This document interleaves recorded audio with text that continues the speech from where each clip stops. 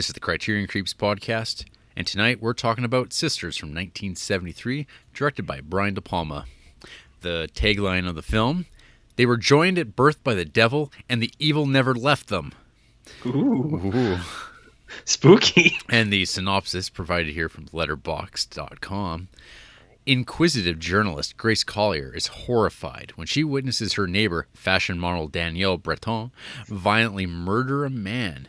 Panicking, she calls the police, but when the detective arrives at the scene and finds nothing amiss, Grace is forced to take matters into her own hands. Her first move is to recruit private investigator Joseph Larch, who helps her to uncover a secret about Danielle's past that has them both seeing double. Oh. So, this movie was a rewatch for me. Me this too. was a early Criterion buy for me because, back in, post high school, I knew who Brian De Palma was because he's definitely probably one of the most mainstream directors in America that's I think been in the Creep at this point. Yeah, I think so. Maybe. He's directed Scarface, and Scarface is a big deal, but I don't know if a lot of people who watch Scarface go, "Oh, I'm gonna check out the rest of these Hitchcockian references that Brian De Palma made. I'm gonna watch some Blowout and whatnot." I don't think that happens with that, or people might be people are big fans of Untouchables, but they're not Brian De Palma fans necessarily. I was just thinking maybe either Scorsese or Rob Reiner. Those are probably some pretty hot dudes. Yeah. Well, they're all part of the same scene.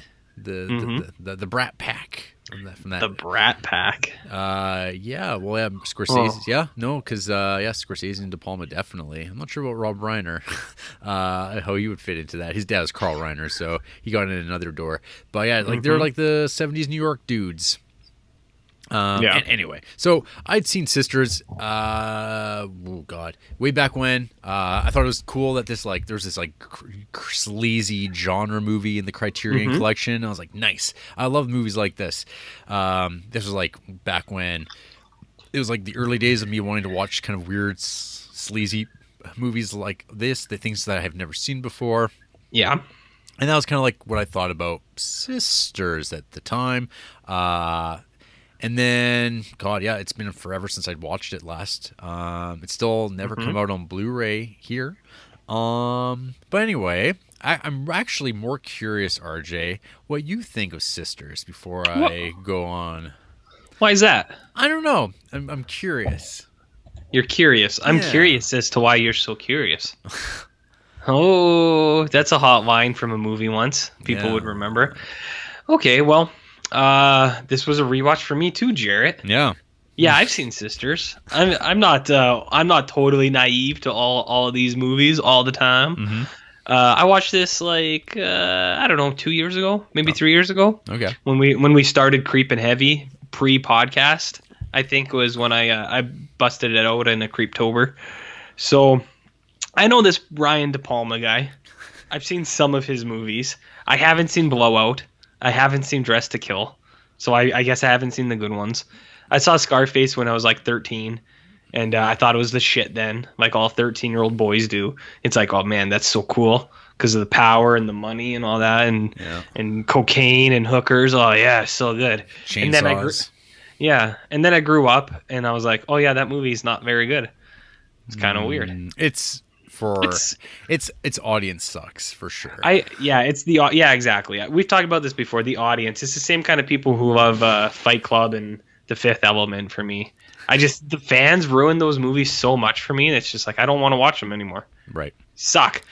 So anyways, I've seen this before, so it was a rewatch. When I first watched this movie, I liked it. I didn't really like it. I was kind of I like a lot of aspects of it, but I don't really see why it's this hot cinema, why it's in that Criterion Collection, because I knew it was in there at the time, I think was why I watched it. But right. So I went in, I kind of knew the beats, so. I didn't remember it all. I just kind of remembered the general overtone. Right. Andrea watched this one with me. So I did. So I got a rewatch point of view from me, and then I got a first impression from her as well. So going in the second time, I think I actually liked it more than I did the first time. I liked it. I still don't think it's like great or anything like that. There's a few certain elements that I think are really, really good, and then I don't know exactly what it is. I think it kind of loses me at other points. Like it might be because there are some things I like a lot, and then the rest of it's kind of there, so it just kind of loses me a little bit. Like there's some things I really like, such as like the split screen scenes, where it's like that stuff, which is like obviously like that stuff is so cool.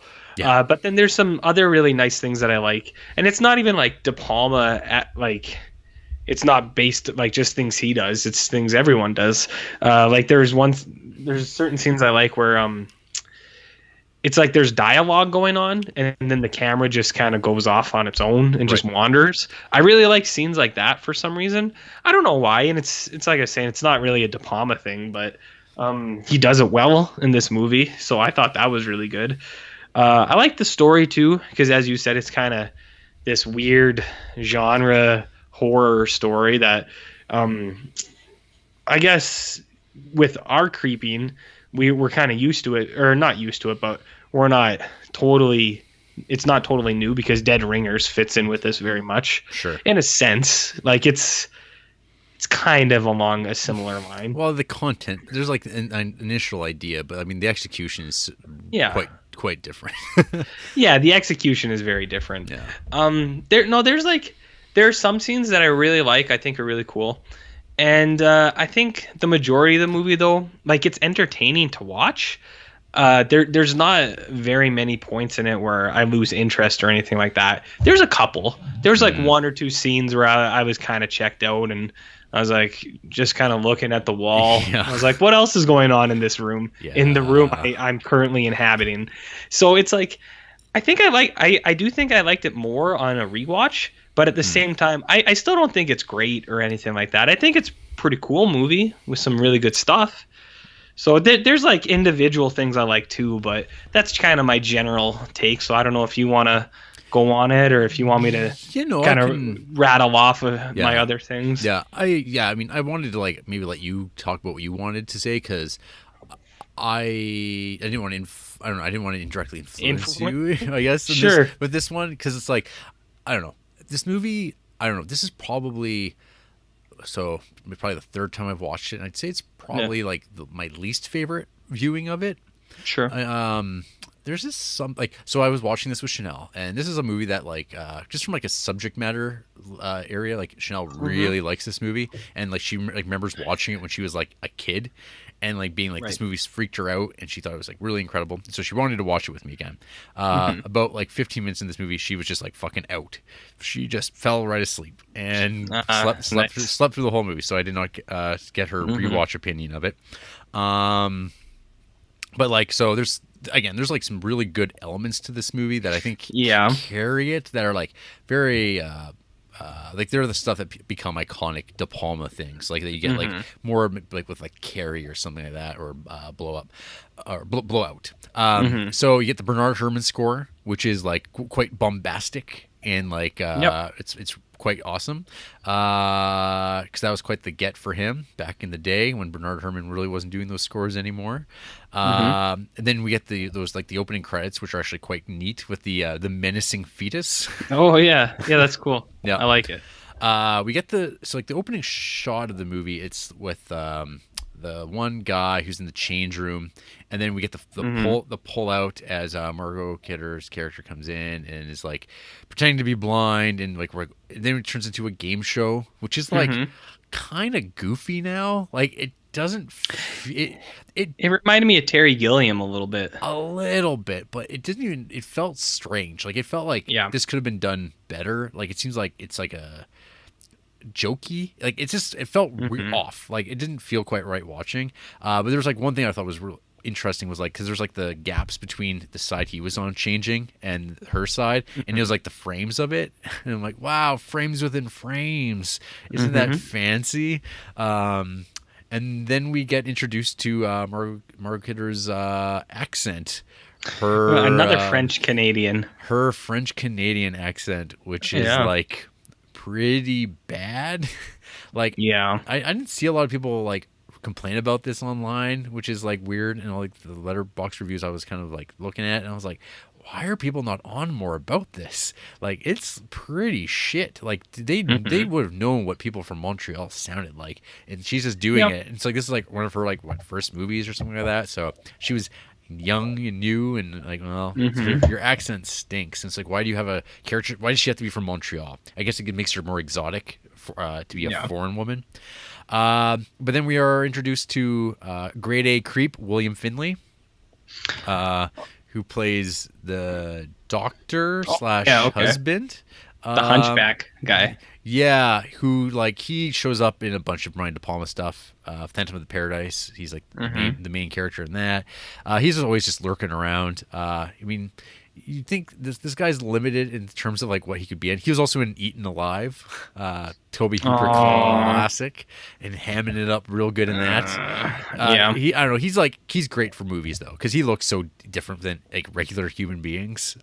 He's just he's great for cinema, and he's just creeping around in trench coats, doing strange things, and kind of like just lending this weird air of menace. Because like the whole movie starts out with this like peeping Tom sort of like voyeur kind of vibe, and then they get set up on a date, the one guy, he gets tickets to the African Room in New York or something like that, and so Margot Kidder goes up to him, well, we should go out and hang out, and then they go on a date, and then they're like, let's go back to my place on Staten Island, and like it's like you don't know where this movie's going.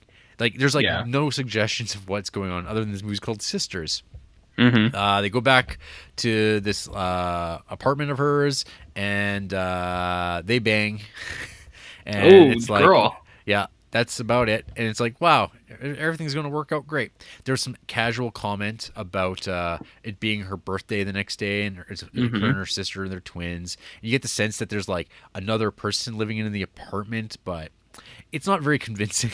Like, I don't know. It's like pretty telegraphed, I think, now in 2017 to be like, yeah, no, there's no sister. It's something else. Like, it's her. She's crazy. Like, you just deduce all these things really quick because this idea has been done so many times. So you're waiting for the thorough line of like, what just to barge in for a second. And as I said, Andrea, this was her first watch. She figured it out right away. Right. And I think I don't know how it would have played in 73 to audiences at that time, but I mean the whole like the cast shadows and a conversation that's happening behind a room, that's Psycho. Like it's completely from that.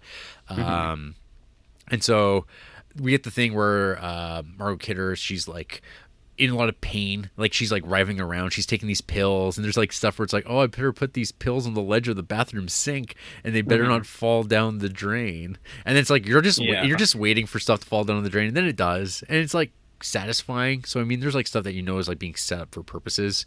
And then we get the scene where boyfriend here, he goes and gets a birthday cake made, which is like the most excruciating icing scene you'll ever see. It's so fucking good, dude. Yeah. Oh man, the happy birthday montage, because it's like the music. It's like this like happy kind of music, and it goes dun, dun, dun, dun. Oh yeah, no, that's like I think that's like probably like one of my favorite moments in this movie is that. Yeah, because it's all slow build. It's Psycho. It's like, oh, where's this movie going? And then boyfriend comes back with the birthday cake, and he's like, hey baby, how you doing? And he's like got this big fucking kitchen knife that she just won. Nobody does that. But like nobody's like, here's your cake, say happy birthday, and then they put the knife under the cake. It's like, it hands you the cake. I get it. Sleeping. You need it to make the movie go along, but it's like, that's nuts. Nobody has ever done that in the history of birthdays. You never know, man. There's a lot of people in the world, a lot of possibilities. Okay, whatever. Keep going. So anyway, one thing leads to another, and he starts shoving this cake in this like girl's face that he just met, and she freaks out, grabs the knife, and proceeds to stab him in the crotch. Yeah. And then we get some close-ups of that, and then we get a nice like kind of silhouette of her stabbing that knife right into the guy's face, right through his mouth, which is pretty cool.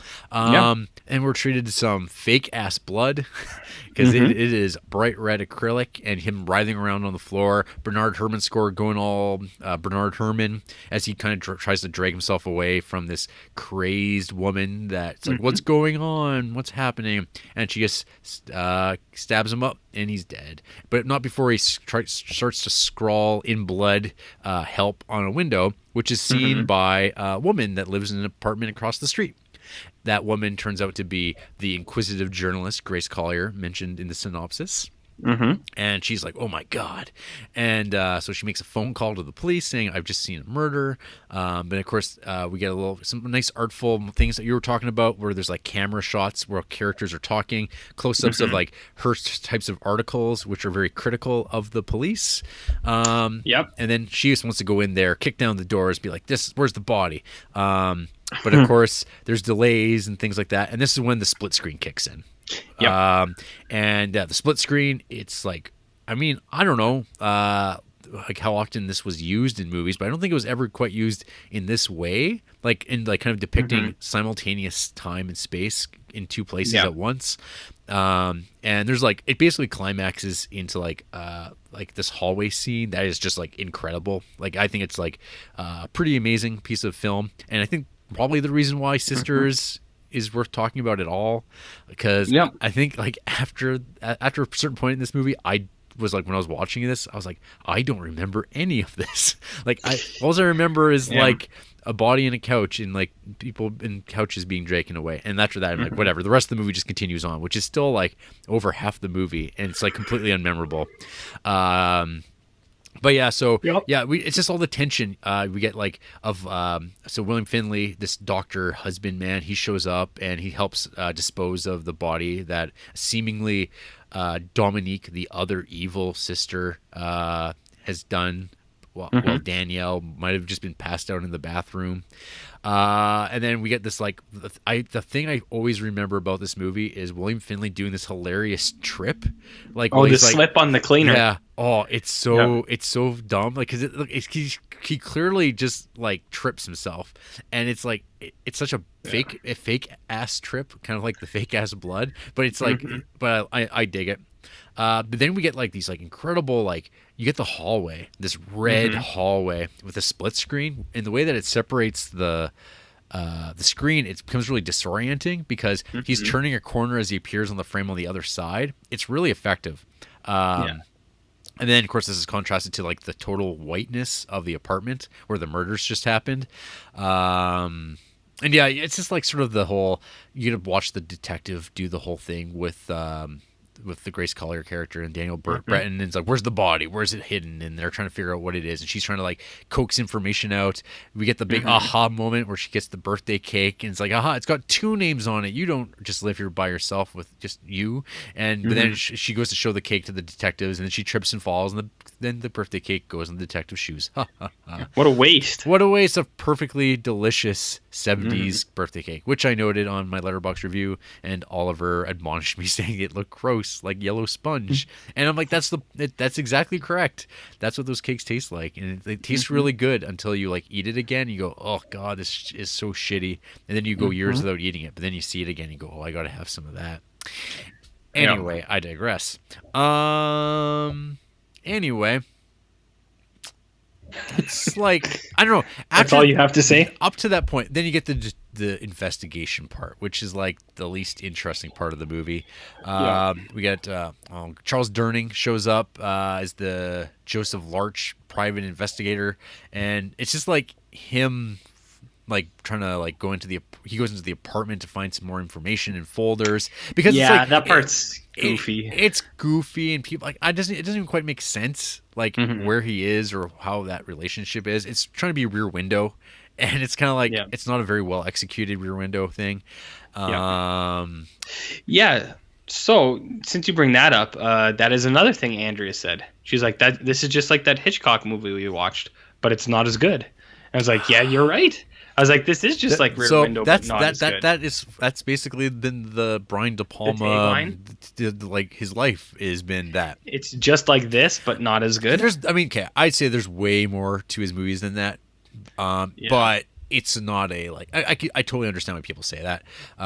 So I don't know if you remember, but so Noah Baumbach, he actually made a like De Palma documentary.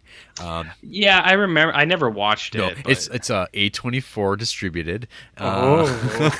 But it's like if you're into Brian De Palma, it's worth a watch because you just get to Yeah. relive a whole bunch of like the highlights of these movies. Hmm. And so I was just thinking about that because it's him explaining stuff in his own words. He's like seems like a pretty unpretentious guy, and he's like pretty honest about his stuff.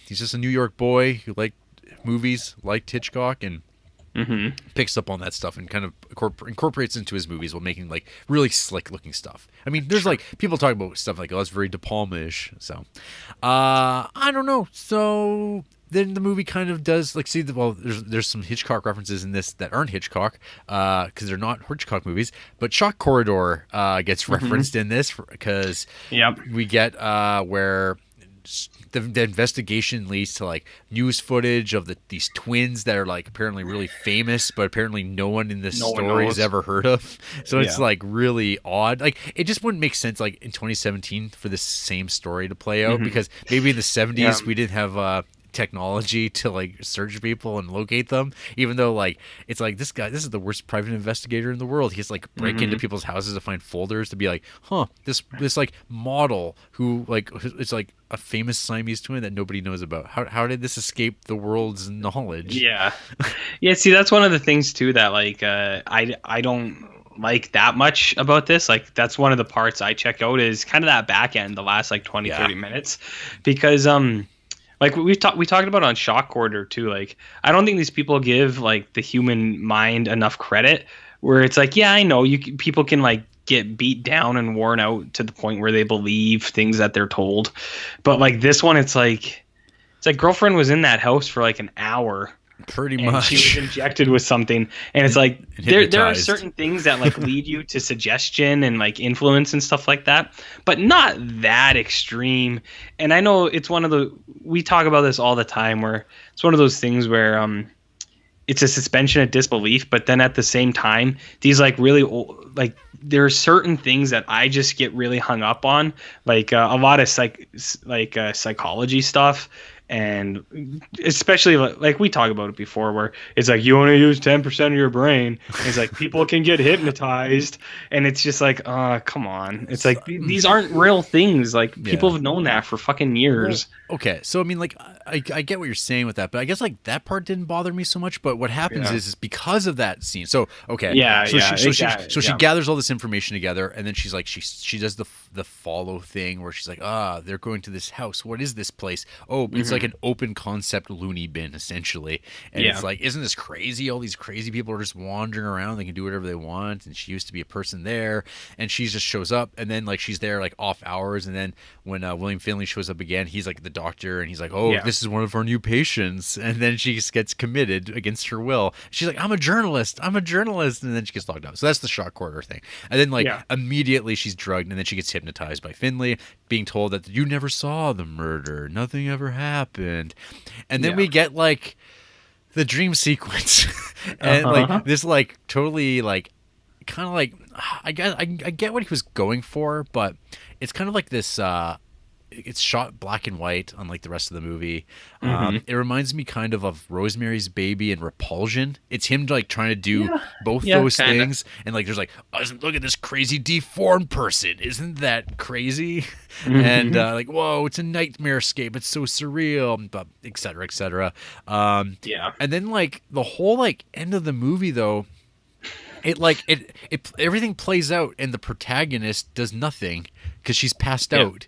And that's it. Like, it's kind of like, I mean, I guess she was like never really the main character because she was just like happened to be a witness to this murder. And like the real drama is between the doctor and his patient, and the patient, like, or the doctor basically screwing this woman up with his experimentation with her mind and like separating her from her sister who died and all that. It's like, that's like realistically the main story, but like it's not dramatically satisfying because you're like, wait, the character that we spent the most amount of time was with the journalist who like, and then she's asleep for like the whole final end of the movie, and then the bloodbath happens and people get stabbed up and sliced up, and that's the end.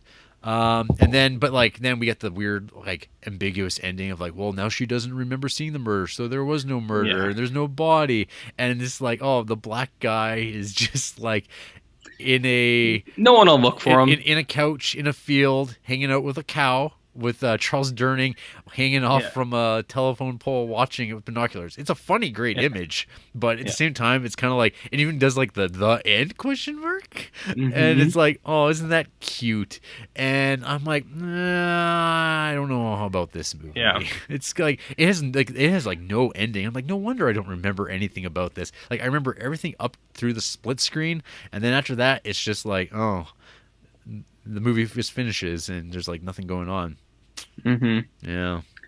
Yeah, I feel you, man. I'm picking up what you're putting down. Like that's what I mean. I do think I like this more than the first time I watched it. I think the first time I watched it, I was pretty underwhelmed by it because I was like, oh, it's a Criterion horror movie. It's gonna be good. And then you watch it and you're like, I guess it was good. Yeah. Like I guess it's like we talked about this before too. It's like when you buy something because of like hype, and then you're like, oh, that sucked. But you're like, you own it now. You're like, try to justify it. You're like, I guess it was kind of good. Yeah. I feel like this kind of in there. Like, I don't think it's bad or anything like that, but there are definitely, it's not great. No. Like it's like, I think we both kind of hit it where there's some really cool parts, really good individual parts or elements, but as a whole, it's a little flat because there's just not a ton there. And so, like, I liked it a little bit more than the first time I watched it. I do not think I will ever watch it again. That twice is enough, I'm pretty sure. Andrea enjoyed the first half hour. Yeah. And then after that, she was kind of just like, she was still like watching, but she was on her phone the whole time. She's like, I don't care as much anymore. Yep. And I was like, yeah, that's fine. I wrote down one thing I thought that it was an Andy quote that I thought was really funny. When they go down to their apartment to bang at the start, and he's like putting his hand up her dress. Yeah. And then there's like the huge surgical scar. Yeah, and Andrea was just like, yeah, girl, I don't feel that grafted skin at all. Because his hand like goes over all this like putty. He misses it. Yeah, he misses it. His hand just goes whoop. Yeah, and she thought that was fucking insane. Okay. So well, I can't wait. Anyways. Yeah, continue. And then the only other...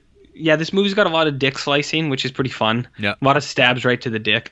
And then the only other thing I want to say is that as we were talking about National Lampoons in the preamble there, the reporter lady, she's got like 90s trash mom hair. Where it's kind of like a mullet, but it's not. And Andrea's like, because we were trying to figure it out, and I was like, she looks like 90s white trash. And then Andrew's like, doesn't she look like that girl or that actress you really hate? And I was like, which one? She's like, the really dirty one. And I was like, oh, Juliette Lewis. Because I fucking hate Juliette. She doesn't look anything like Juliette Lewis. You look up Juliette Lewis in Natural Born Killers or something. And or Cape Fear. Cape Fear, and you'll see how white trash her hair is. So anyways, that was all I really had to say about that. But okay. Sisters it's all right. There's some cool parts. It's worth watching once maybe, but outside of that, I would never rewatch it. Yeah, it's like right on the line for me.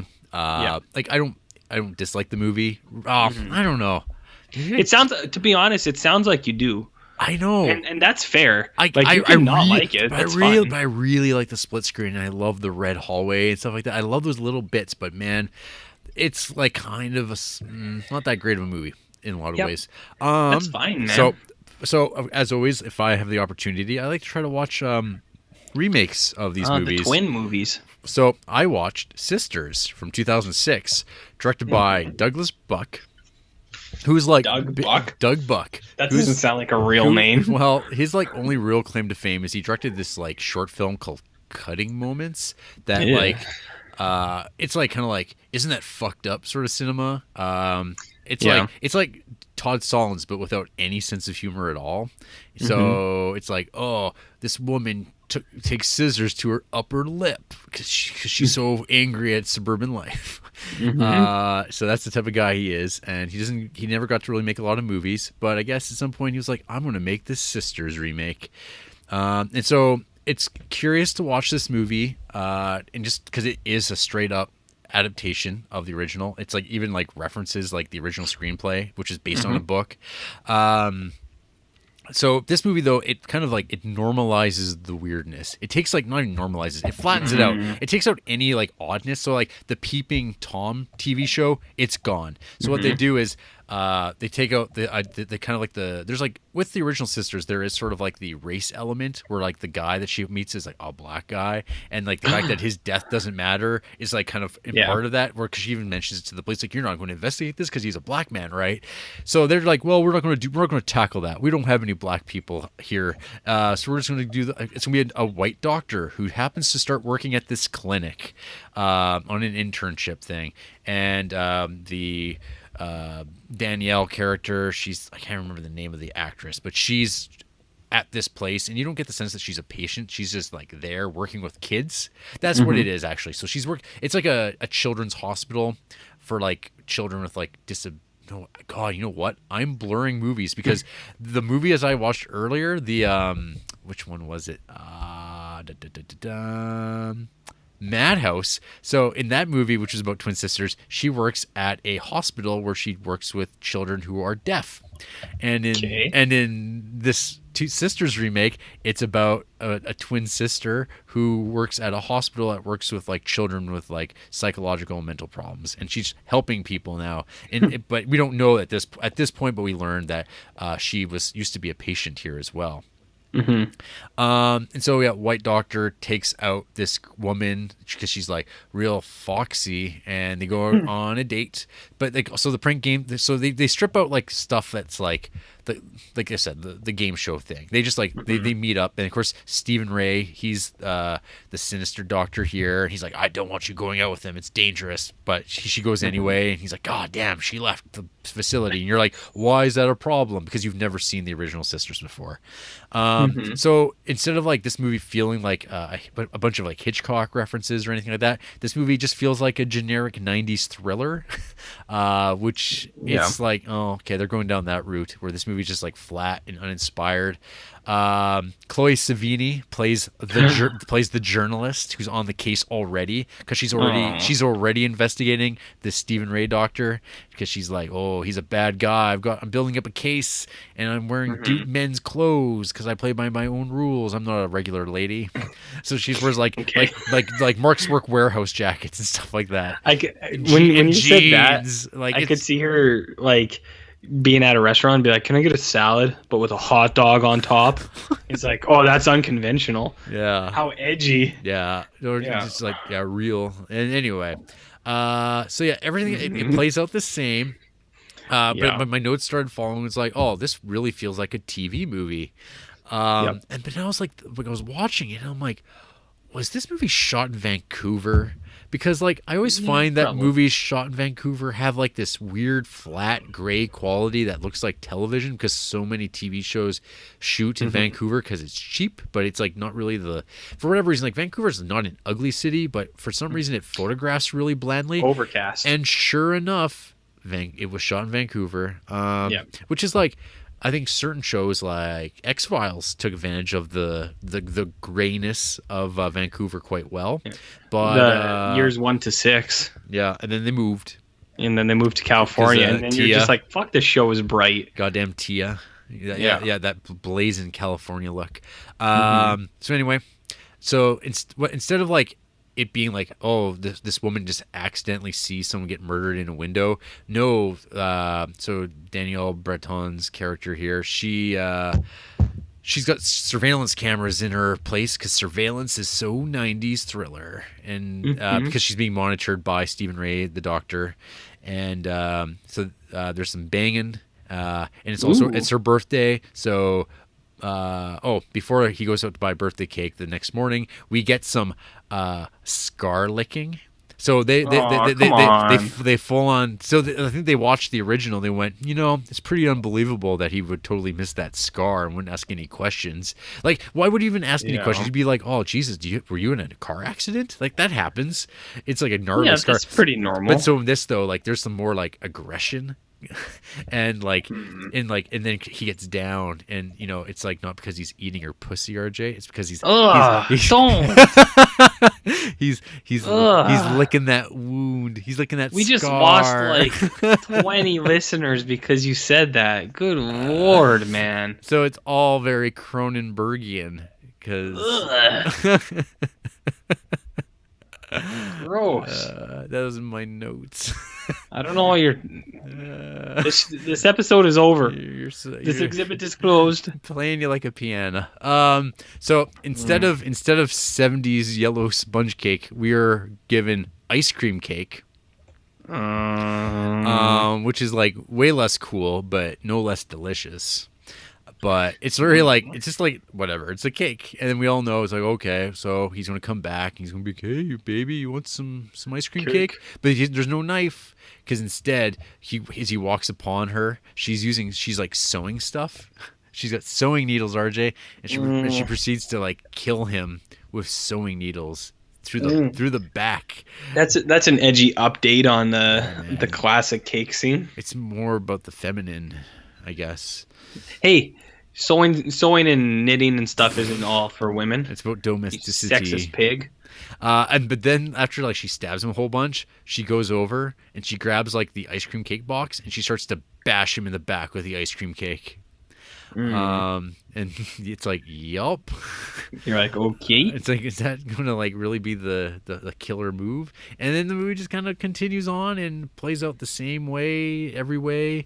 But then it goes into like, it has its divergence where like the doctor decides, oh, the separation didn't go well. That's why she had the mental break. So we're going to like maybe we're going to attach Chloe Savini to her and put her in a wig. And it's like, yep. The private investigator in this is not Charles Durning, but this like hunky dude who's like, I don't know. He's exactly like every type of guy that would be in a movie like this in 2006. It's that French dude from V for Vendetta or whatever, or English or whatever. Is it? You know the one. I have no idea. Yeah. I didn't care enough. Anyway, yeah. Wait, what? Do you have more to say about the Sisters movie? Yeah, almost. I'm at the last bit. So at the very end of the movie, it's just like they kill the doctor, and then like they just like decide, yeah, we'll be sisters, and then they walk off together holding hands, and that's like the end.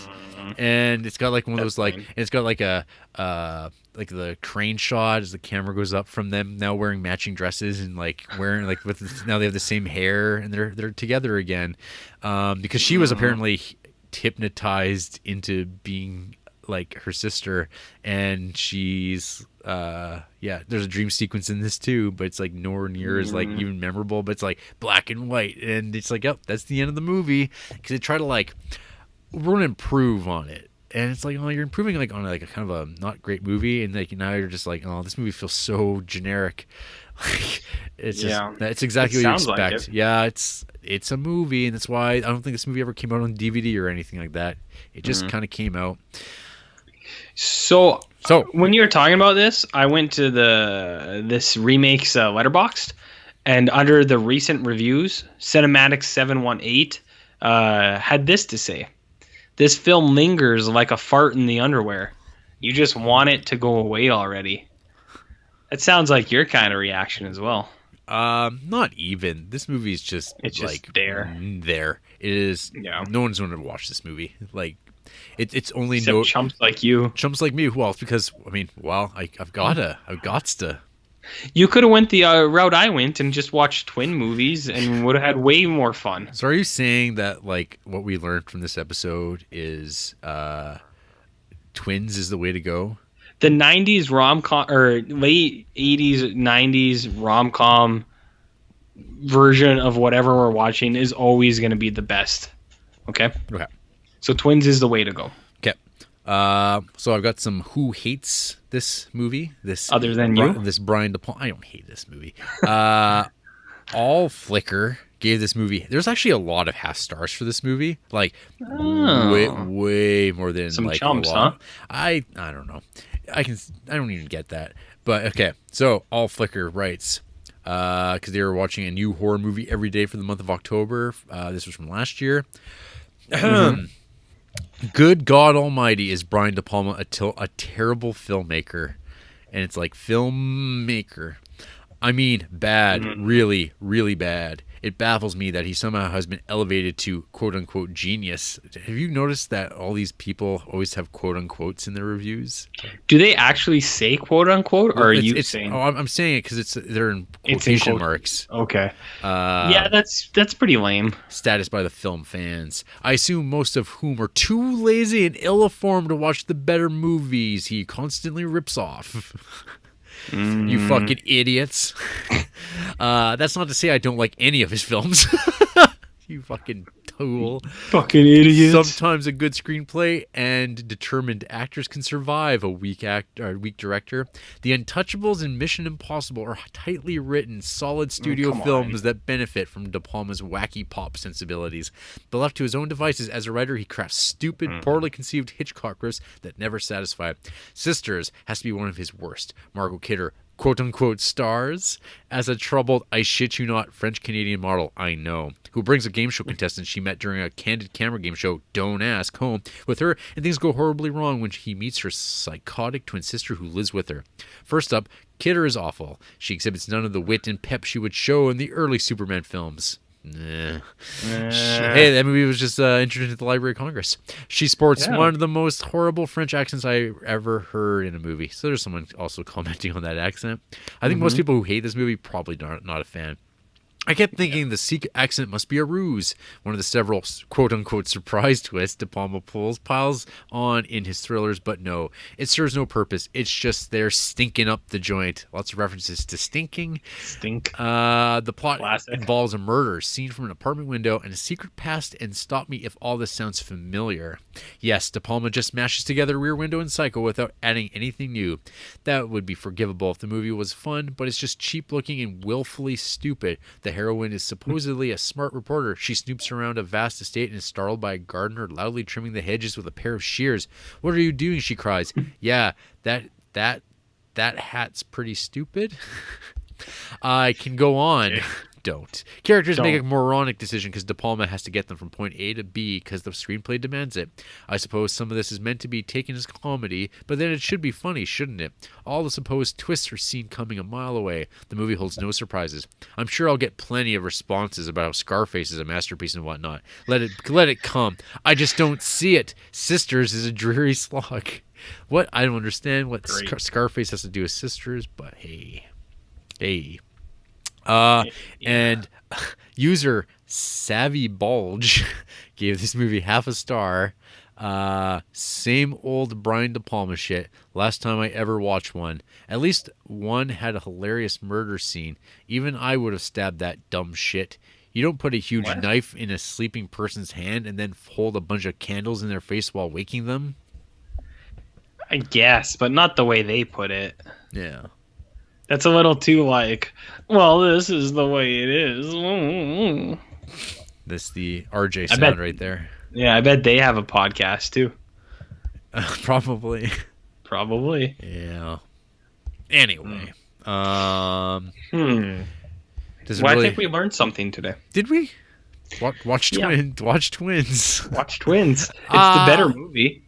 I don't know. I can't say because I haven't seen it. But Sisters is not. I don't know. It's like maybe before De Palma's worked things out. That's fine. I don't know, man. Yeah. I've seen a lot of this guy's movies. I checked. I've seen 7. Yeah, that's a lot. Yeah, I don't know if there's any of them that I'm super hot on. Like, I guess Mission Impossible 1 is all right. Carrie's pretty cool. Yeah. Untouchables, I like. Oh, Snake Eyes, that's a good fucking movie.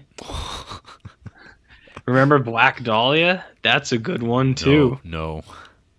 Yeah, I haven't seen a lot of this dude's movies. Whatever, I don't care. That's fine. I'll watch the other 2 that are in the Criterion. Oh. And I don't know, maybe Bonfire of the Vanities. Whatever. Yikes. Yeah. Anyway, I think that's it. Yeah, we're done. If you're interested in Brian De Palma, watch it. I mean, nothing's going to stop you from doing it. You probably should, but it's there. Yeah, that's a good description. It's lesser genre fare. Yeah. There's like better, I think, movies that I've watched now from like that same period of time that are like kind of better. I'd argue. Like Twins. Like, yeah. After the break, Twins. Eating pussy. Oh, come on. I'm done. I'm not coming back after the break. Classic.